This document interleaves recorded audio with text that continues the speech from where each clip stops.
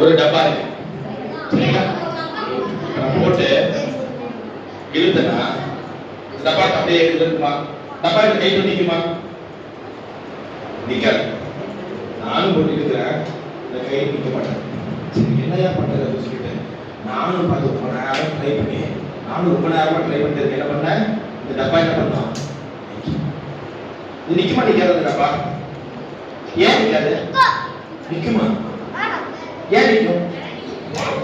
தெரியாது. ஏன்னா தெரியாது. சதுர மாதிரி இருக்கா? இப்ப நான் சொல்றேன், நான் சொல்றேன் டப்பா நீ கீழே விடக்கூடாது, இந்த கையில என்ன பண்ணணும், நிக்கணும்.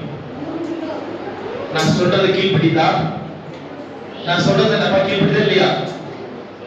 கீழ்படி. ஏன் தெரியுமா? ஏன் டப்பா நான் சொல்றபடி இது கேக்குது. நான் சொல்லனா என்ன பண்ணாது, கேட்காது. நான் சொன்னா மட்டும்தான் இந்த டப்பா என்ன பண்ணும், கீழ்படி. ரெண்டாவது டப்பா கீழ்படியாது. டப்பா ஒரு நாளும் கீழ்படியாது. நான் சொன்னா இருக்கே. இந்த மாதிரி தான் நம்ம ஏசப்பா சொல்றதுக்கு என்ன பண்ணணும், அதுதான் வசனம் நீங்க படிச்சீங்க, பிள்ளைகளே உங்கள் பெற்றோருக்கு கர்த்தருக்குள் கீழ்ப்படியுங்கள்.